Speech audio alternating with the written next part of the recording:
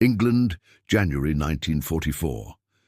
In a quiet training camp hidden among the English hills, a group of young men prepared for a mission that almost no one understood.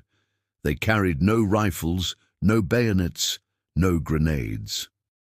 Their weapons were paintbrushes, wires, microphones, and imagination. They were artists, sound engineers, architects, and designers, recruited by the US Army not to fight the enemy, but to fool him. Their unit was called the 23rd Headquarters Special Troops, but history would remember them as the Ghost Army. Their assignment was simple to describe, but nearly impossible to execute: to deceive Hitler's forces using art, sound, and illusion, to make entire divisions appear out of thin air, confuse enemy reconnaissance, and save real soldiers' lives, all without ever firing a single bullet. How do you fight a war built on lies?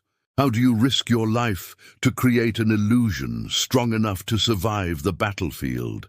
The Ghost Army was born from a desperate need. In 1943, the Allies were planning the invasion of Western Europe, but the Germans had sharp eyes. Their spies, their planes, their reconnaissance units could detect every movement of troops across the map. If the enemy discovered the real invasion points, thousands would die before reaching the beaches. So a handful of military strategists came up with something new. Instead of adding more guns, they would add ghosts. They would create phantom divisions, invisible to the naked eye, but convincing from the sky. Decoys that could draw the enemy's fire and attention away from the real front.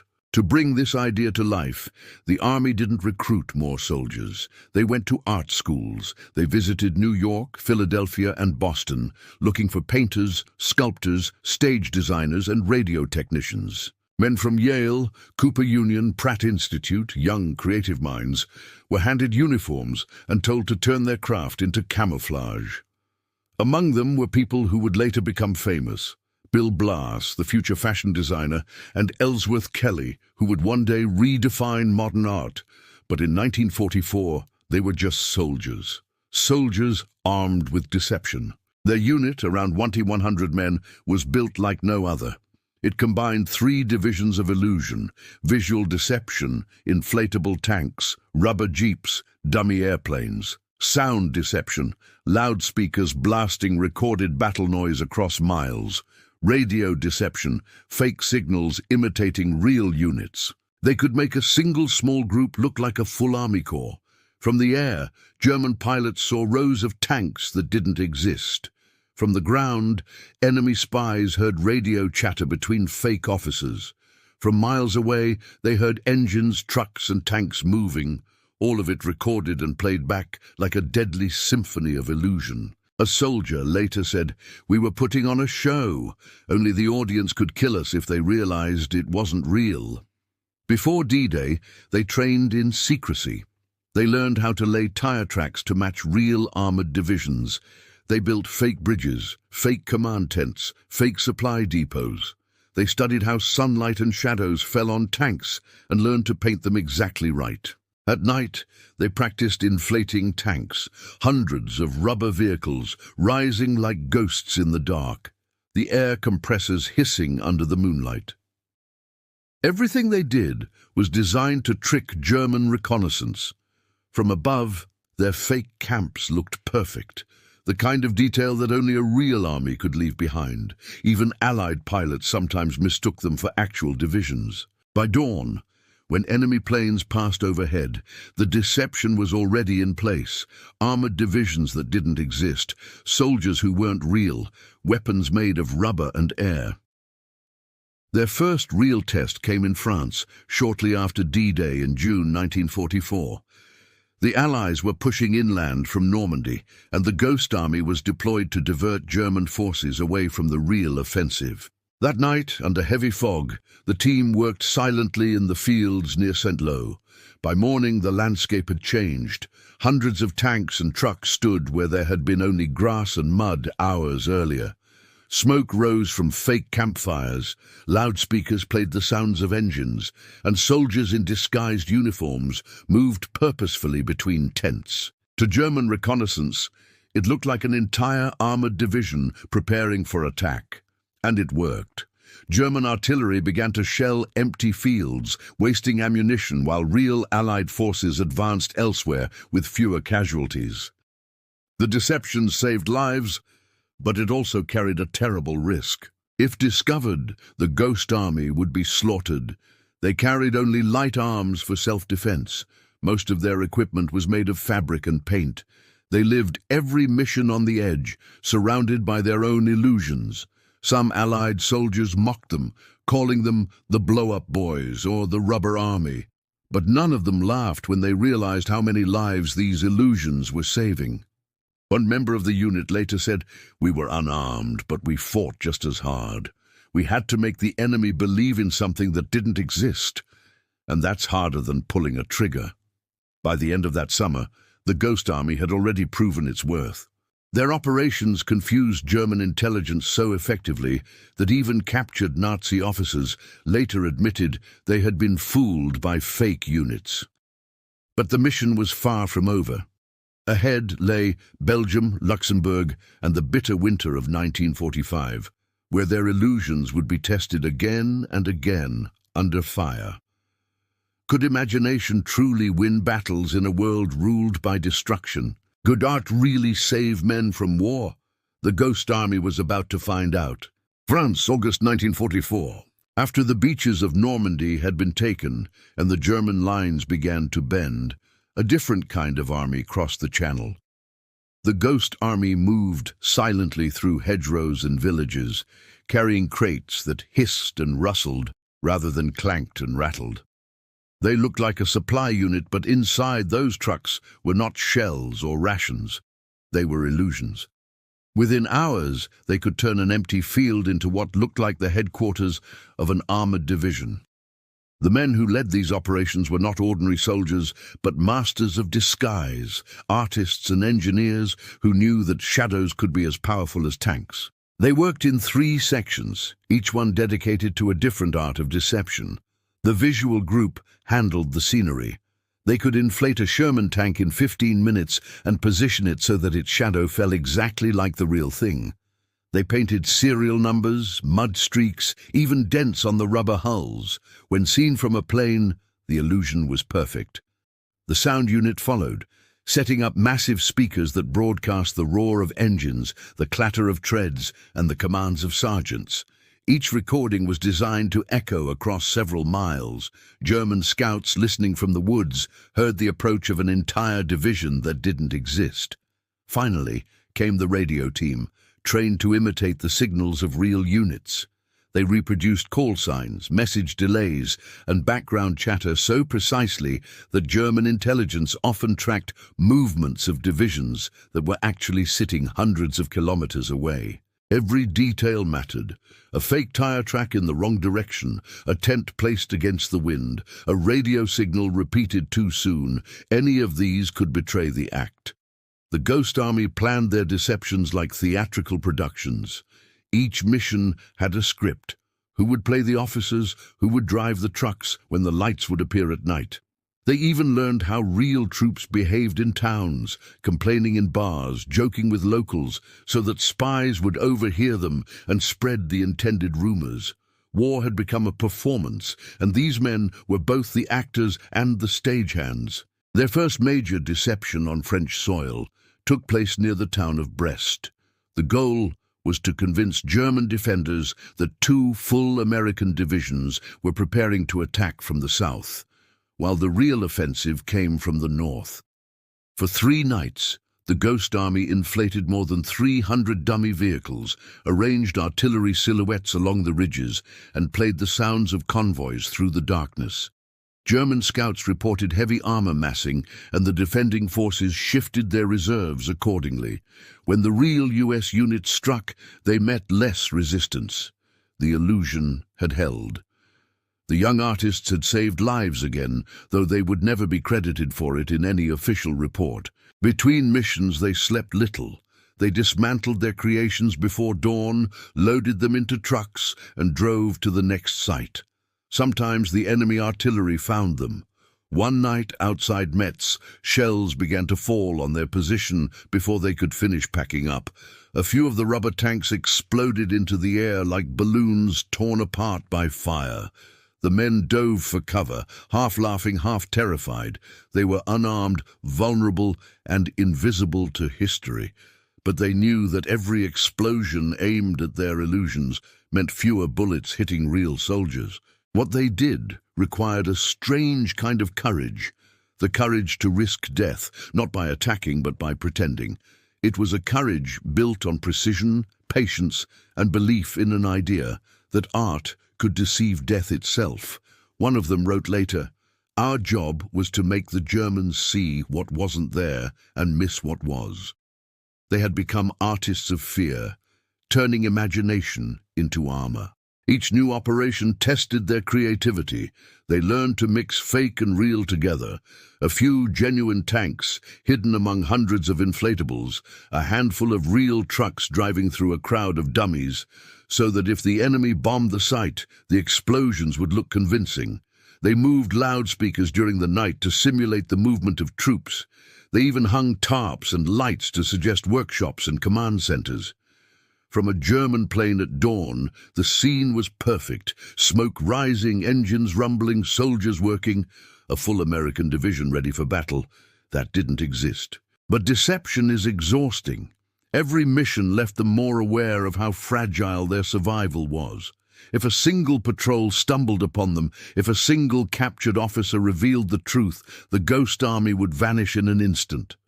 They had to trust not in weapons, but in timing, in luck, and in their own illusion. Can you imagine standing on an empty field, surrounded by rubber tanks, waiting for enemy scouts to pass overhead? Knowing that if they looked too closely, you'd be dead within minutes? That was their daily reality. Still, the results were undeniable. By late 1944, the German command believed that the US Army had at least 40 divisions in Western Europe, when in truth it had far fewer. Entire enemy units were moved based on the ghosts these men created. For every fake camp they built, somewhere else a real one stayed safe. They were winning battles with imagination. As autumn turned to winter, their illusions grew more elaborate. They now used lighting rigs to mimic night convoys and smoke machines to create the haze of artillery fire. The ghost army could conjure an army out of nothing and make it disappear by morning. To the soldiers who fought on real front lines, they were invisible saviors. To history, they were still a secret. And yet, even as their deceptions succeeded, a question lingered in every mind. How long could luck protect men whose armor was made of canvas and sound? Each new mission drew them closer to the heart of the war, and one mistake could turn illusion into tragedy. The next operation would push their art and their courage further than ever before. Luxembourg, December 1944. Snow covered the forests of the Ardennes, muffling every sound except the distant thunder of artillery. The German army had launched a desperate counterattack, what history would call the Battle of the Bulge. Allied lines were collapsing under the surprise assault, and chaos spread through the frozen front.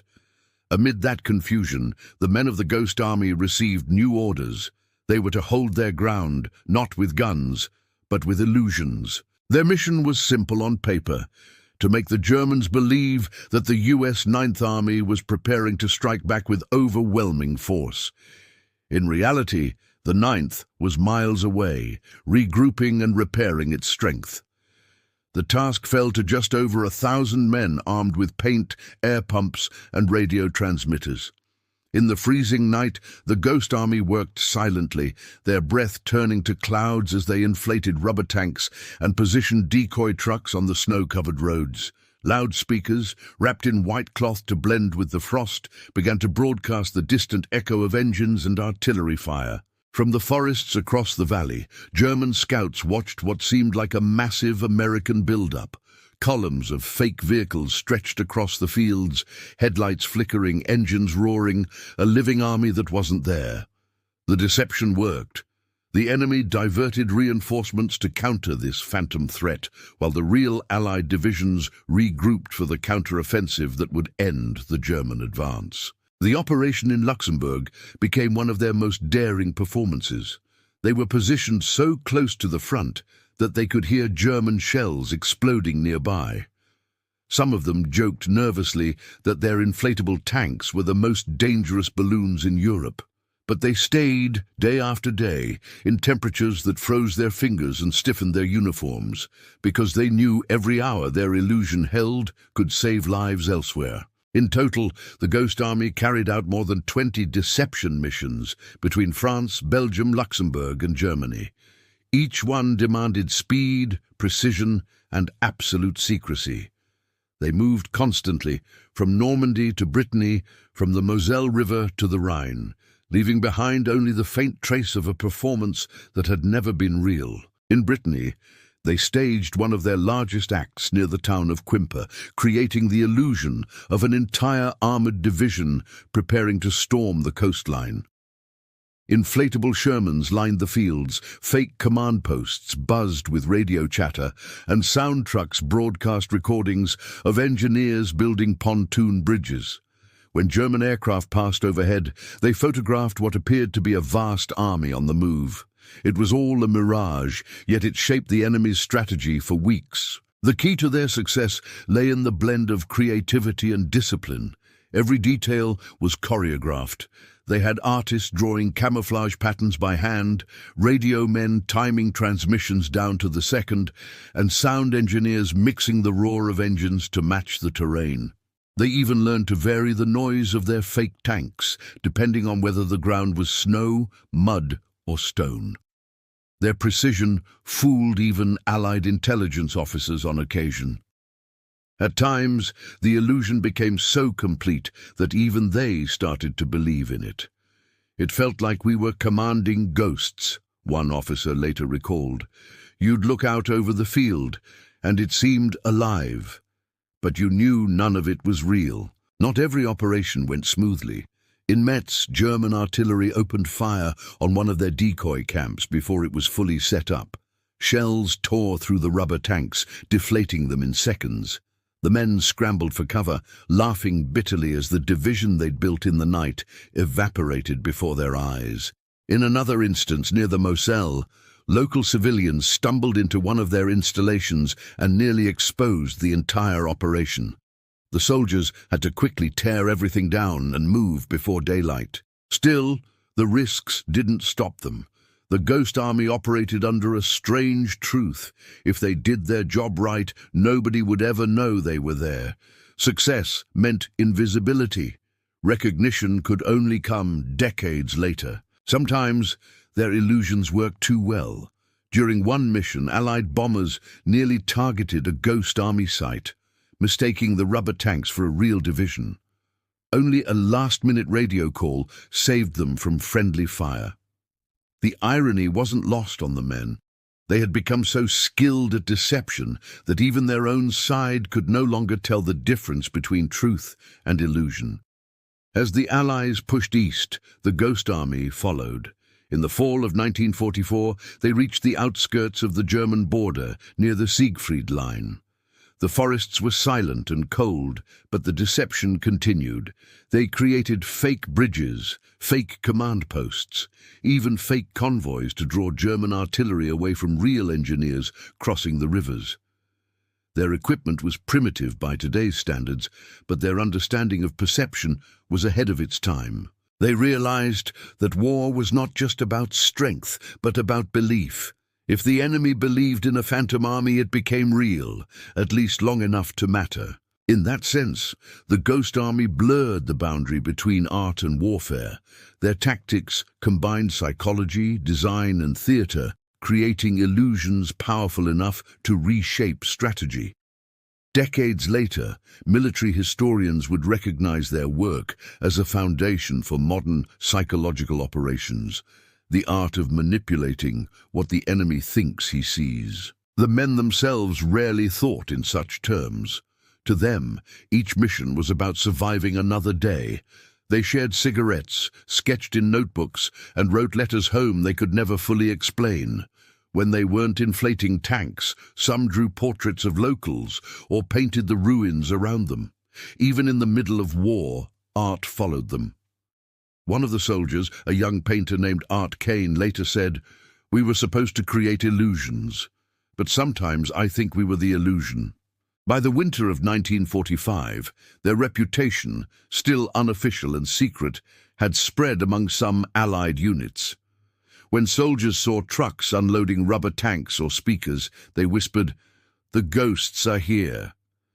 Their presence often meant that something big was about to happen. But for the men inside that illusion, the strain was real. They moved so often, lied so convincingly, and operated so close to death that reality became slippery. They lived in a theater where the stakes were human lives, and failure meant annihilation.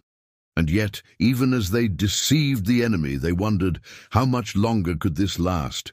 How long before someone saw through the act? As spring approached and the Allies prepared to cross into Germany, the Ghost Army faced their final and most ambitious operation, one that would push deception to its absolute limit. Could they make an entire army appear along the Rhine River when the truth was only a handful of men and machines? The answer would define their legacy. Germany, March 1945. The war was reaching its end, but for the men of the Ghost Army, the danger was far from over. The German army was retreating yet desperate, and every mission carried a new kind of risk: exposure. The closer they came to the heart of the Reich, the more their illusions had to be perfect. A single mistake could mean execution. The men moved east through shattered towns and fields littered with burnt-out vehicles. They were exhausted, cold, and constantly alert. Their orders were clear: create the illusion that thousands of American troops were gathering near the Rhine River, while the real divisions slipped quietly toward their true crossing points. It was perhaps their boldest deception of the entire war, and one of the last. They chose their ground carefully. The operation began near the German towns of Viersen and Krefeld. The Ghost Army had only a few days to make it seem as if an entire armored corps, more than 20,000 men, was stationed there. In truth, there were barely 1 to 100 of them. They inflated hundreds of dummy tanks and trucks, painted insignias on canvas, and set up fake artillery positions pointing toward the river. From the air, the sight looked alive. Sound engineers placed their giant speakers along the riverbank, playing recordings of pontoon bridges being built and armored convoys moving into position. At night, they turned on headlights and lanterns, mimicking the glow of a massive army preparing for an assault.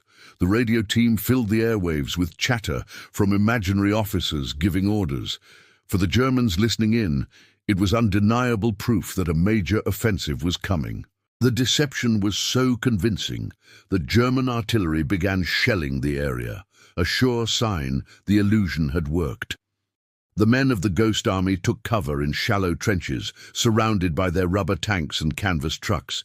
Each explosion reminded them that their art had once again drawn fire meant for others. When the shelling stopped, the real American divisions crossed the Rhine miles away with minimal resistance.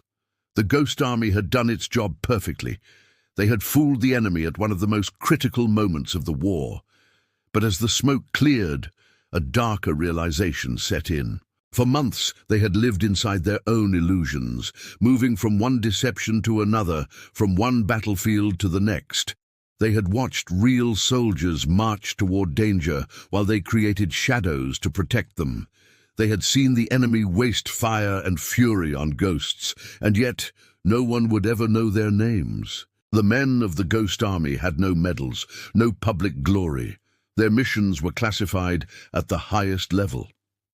Even their families were unaware of what they were doing. They couldn't write letters home explaining the strange equipment they used or the secret orders they followed. Officially, their unit didn't exist. For some, the secrecy was harder to bear than the danger. One soldier later said, "We saved lives, but we couldn't even tell our own mothers how." Another recalled how, after returning home, he tried to describe what he had done, but stopped, realizing no one would believe him anyway. The secrecy wasn't just a matter of pride, it was protection. The US Army wanted to keep the techniques of deception hidden in case they were needed again. Files were sealed, reports locked away, and the Ghost Army disappeared from public memory. But for those who lived it, the memories never faded. They remembered the long nights under the stars, the hiss of air pumps filling rubber tanks, the eerie glow of fake headlights cutting through the mist. They remembered the fear of discovery and the strange thrill of fooling the enemy again and again. Some of them went on to become artists, architects, and designers after the war. They returned to civilian life, carrying secrets they couldn't share. Bill Blass built his fashion empire in silence. Ellsworth Kelly became one of the most influential painters of the 20th century. Others drifted into ordinary jobs, their wartime pasts hidden behind quiet lives. Yet among themselves, they shared a private pride. They had played their part in defeating one of the greatest military machines in history, not with violence, but with imagination. They had turned creativity into a weapon, and for that, they carried a sense of accomplishment that no medal could equal. The final months of the war were the hardest. The lines between illusion and reality blurred. In towns across Germany, they found civilians too terrified to distinguish fake from real. Children watched as the Ghost Army set up its rubber tanks, unsure whether the soldiers before them were protectors or performers. For the men themselves, the emotional weight began to grow. They had deceived so often, pretended so convincingly, that they sometimes questioned what was true. Could art, designed to deceive, still be pure? Could lies told to save lives ever be justified? Some of them wrote those questions down in journals that remained secret for decades. Others buried them deep, focusing instead on the relief that the war was ending. But for all of them, one thing was certain. They had proven something no one else had, that creativity could be as powerful as courage. When the fighting finally stopped, the Ghost Army packed up their illusions one last time. They deflated their tanks, rolled up their camouflage nets, and turned off the radios. The loudspeakers that had carried the sounds of war went silent.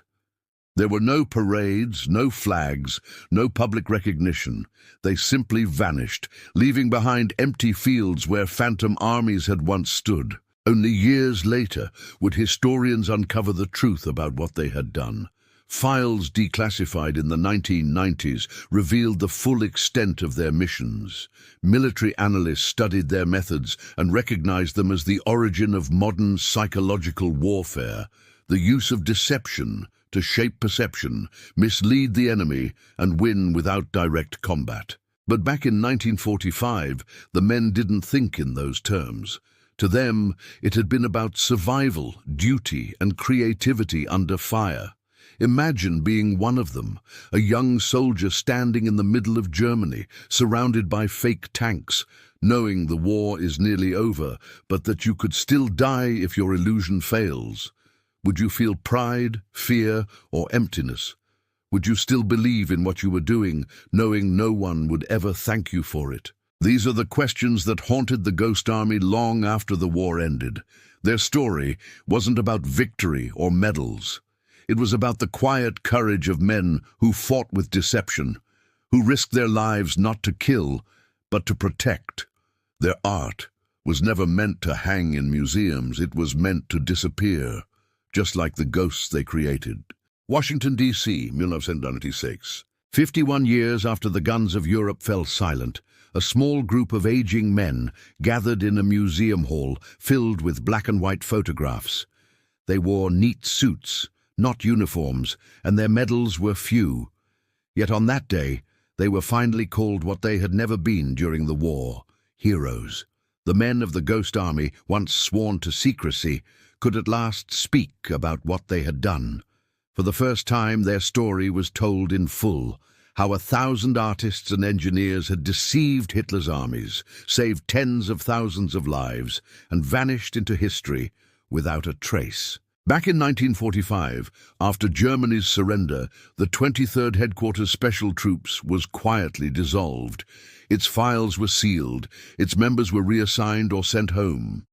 No one outside the highest levels of command ever knew that an army of illusion had operated across Europe. For decades, their missions were hidden behind classified labels, top secret, psychological operations. They had played their part and disappeared like the ghosts they were. The war ended, but the silence endured. The men returned to ordinary lives, designers, painters, architects, teachers. They married, raised families, and built careers in peace. Some of them, like Bill Blass and Ellsworth Kelly, achieved fame in the art world. Others lived quietly, their wartime stories locked away in their memories. A few kept souvenirs, a photograph of an inflatable tank, a faded sketch of a fake camp, reminders of a time when their art had fooled the mightiest army on earth. But inside, many carried a question that never left them. Would anyone ever know what we did? The answer came half a century later, when the US government finally declassified the records of the Ghost Army in the 1990s. Historians were stunned. The documents described 21 large-scale deception operations between 1944 and 1945. They detailed how the unit used inflatable tanks, sound effects, radio simulations, and fake headquarters to mislead German intelligence. The reports even listed the results, how entire German divisions had been diverted or delayed because of phantom forces. Newspapers ran headlines like "The Artists Who Fooled Hitler." Documentaries followed. Veterans who had kept silent for 50 years finally stood before cameras and told their stories. One of them, Ralph Ingersoll, said softly, "We weren't soldiers like the others. We were ghosts, and ghosts don't speak until someone remembers them." The public reaction was immediate. People were amazed, even skeptical. How could art defeat an army? How could inflatable tanks and recorded noises change the course of history? But the records were undeniable, and the testimonies from both sides, Allied and German, confirmed it. The deception campaigns had saved thousands of lives by drawing fire and attention away from real troops. Military historians began to study the Ghost Army's methods, realizing how advanced they had been for their time. Their blend of visual art, sound engineering, and radio strategy predated modern psychological warfare and electronic deception. They had pioneered concepts still used today in military and intelligence operations, from camouflage to cyber warfare. But beyond the tactics and the history, the Ghost Army represented something deeper, a reminder that imagination can be as powerful as force. These men showed that wars are not only fought with weapons, but also with ideas. They proved that creativity, precision, and the human mind could shape the battlefield as surely as any weapon. One historian described it best. They turned deception into a shield and illusion into truth. In a war of destruction, they created something entirely different, the art of survival. For the veterans, the recognition came late, but it came. In 2013, the US Congress honored the Ghost Army with a special resolution recognizing their extraordinary service. In 2022, they received the Congressional Gold Medal, one of the highest honors in the United States. Families of the veterans accepted it on their behalf. Many of the original members had already passed away. Their story, once hidden, had finally become part of history. At the ceremony, one of the last surviving members, 99-year-old Bernard Bluestein, stood before the audience. His voice trembled slightly as he said, "We were asked to create an illusion, and we did. But what we didn't realize then was that the illusion would outlive us all." Today, exhibitions dedicated to the Ghost Army stand in museums across the world. In Washington, in New Orleans, in Paris, their equipment is displayed under glass. The rubber tanks, the sound trucks, the hand-painted insignias. Visitors walk through rooms filled with sketches and recordings, hearing the echoes of men who once turned war into theater. The story of the Ghost Army has also become a lesson for future generations of artists and soldiers alike. A reminder that creativity can serve even in the darkest times. It's taught in military academies as a case study in innovation, deception, and strategy.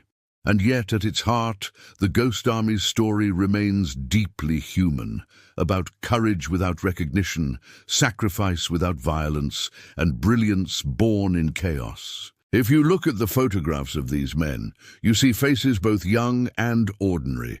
They could have been painters in a studio, students in a classroom, or musicians on a stage. But in 1944, they stood on battlefields, surrounded by smoke and snow, pretending to be an army that didn't exist.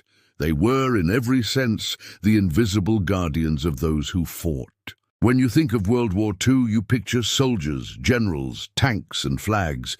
But somewhere behind those images were 1,000 artists who fought a different kind of war, one of imagination, deception and hope.